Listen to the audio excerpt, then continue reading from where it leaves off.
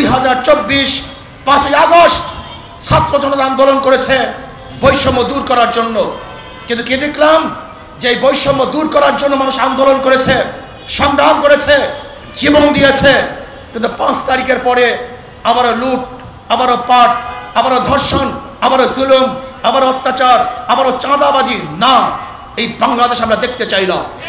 আমরা এমন এক বাংলাদেশ দেখতে চাই যে বাংলাদেশের মধ্যে কামার অধিকার থাকবে, ঋষির অধিকার থাকবে, চামারের অধিকার থাকবে, যেখানে ক্ষুধার্ত মানুষ থাকবে না, যেখানে মিসকিনরা ক্ষুধার তাড়নায় কাঁদবে না, যেখানে এক মুঠা খাদ্যের জন্য ডাস্টবিনে কাক কুকুরের সাথে বাংলাদেশের মানুষ লড়াই করবে না, যেখানে মুক্ত বাতাসের মধ্যে সমস্ত মানুষ ঘুরবে, খোলা আকাশের নিচে বাংলাদেশে একটা নাগরিক ঘুমাবে না, চিকিৎসার অভাবে একটা মানুষ মারা যেতে পারবে না, কোন বাংলাদেশের মানুষ অশিক্ষিত থাকতে পারবে না, আমাদের মা বোনের ইজ্জতহানি হবে না, প্রত্যেকটা মানুষ তাদের অধিকার নিয়ে বাঁচতে পারবে।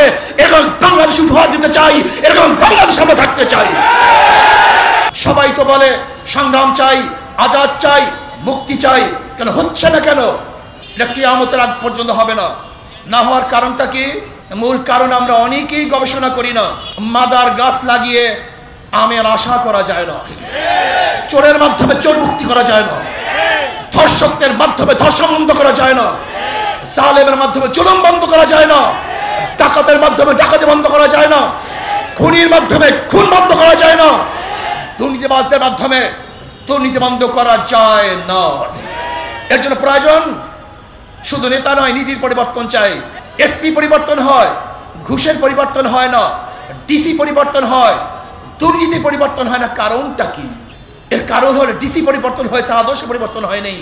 এসপির পরিবর্তন হয়েছে, আদর্শ পরিবর্তন হয় নাই। যতক্ষণ পর্যন্ত যে আল্লাহকে ভয় করে, আল্লাহর সামনে হিসাব দিতে হবে, এই তাকওয়া ভিত্তিক নেতা যতদিন পর্যন্ত বাংলাদেশে নেতৃত্ব না দিবে ততদিন পর্যন্ত রক্ত দিবেন, সংগ্রাম করবেন, আন্দোলন করবেন, মুক্তি পাবেন না। আগামী দিন যে সরকার গঠন হবে সেই সরকার যেন দেশপ্রেমিক সরকার হয়, ভারতের লেজুর ভিত্তিক সরকার না হয়। ভাগ্যের পরিবর্তনের জন্য লড়াই করে যাচ্ছে। এই লড়াই আপনার লড়াই, এই লড়াই আমার লড়াই, এই দেশের সকল জনসাধারণের লড়াই হলো। আগামী দিনে এদেশের এই জনসাধারণের ভাগ্যের পরিবর্তন করতে হবে। ইসলামী আন্দোলন বাংলাদেশ প্রতিষ্ঠার পর থেকে আজ পর্যন্ত গণমানুষের অধিকার প্রতিষ্ঠার জন্য কাজ করে গিয়েছি।